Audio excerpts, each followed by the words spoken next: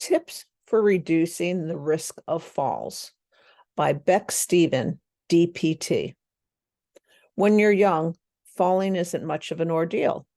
In fact, it's likely more embarrassing than anything. But as individuals age, the risk of falling heightens, and the result of those falls may require extreme medical intervention, even surgery. In order to best reduce the risk of falls, there are certain steps adults can adopt. Dr. Beck Stephen, physical therapist at Jefferson Healthcare, shares important tips individuals can take away and incorporate into their daily life. The system trifecta of good balance. Good balance is crucial for preventing falls. Three main elements contribute to balance. 1, somatosensory system.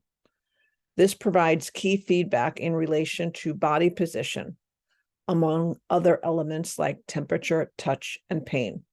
Number 2, vision. Helps you know where you are in your physical space. And number 3, vestibular system. This includes the inner ear, which is an integral part of maintaining balance. Sometimes one system is working more than the other. A good example of this is at night when you can't rely on your vision quite as much. We need our vestibular system and our somatosensory system to work a bit more to help us maintain our balance. It will just depend on the situation and what system needs to be working the hardest, explains Dr. Stephens. Physical therapy is effective in addressing balance issues to varying degrees. For example, someone who is suffering from vertigo can benefit greatly from physical therapy strategies, but a person who is living with Parkinson's disease needs a more complex approach to prevent falls from occurring. Physical therapy strategies to improve balance. Dr. Stephens notes one of the first lines of defense in fall-specific physical therapy is the ankle strategy, followed by hip strength and working on one's steps. As you're swaying on your ankles, can you sway and keep your balance? Next, we use our hips.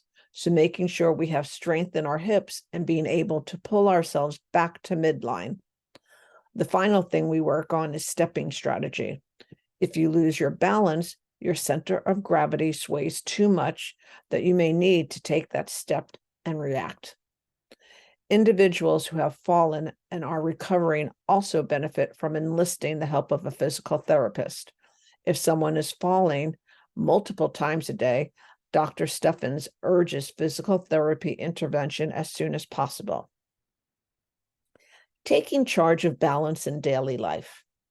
Alongside physical therapy, individuals who struggle with balance can also turn to assisted devices like canes and walkers.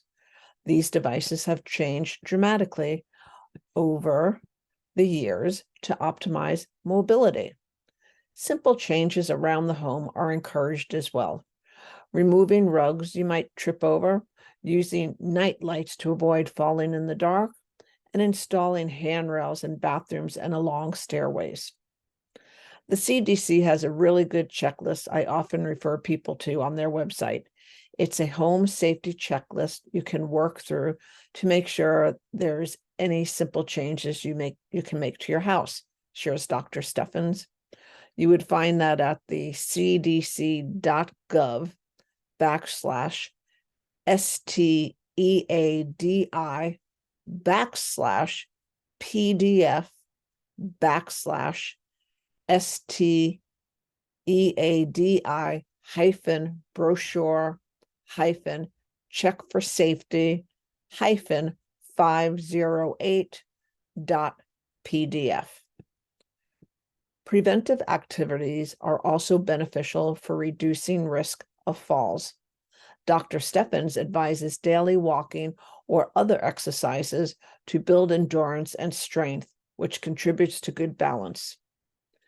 Taking some exercise classes a couple of times a week is great practice, and it's enjoyable. You can go see your friends and all get stronger and balance better together, she notes. Sometimes we just assume balance is going to get worse as we age, and there is some truth to that. But I do hope that if you're having trouble, you reach out, ask for help. We can improve it. It can get better, and we don't just have to accept the dreaded aging process.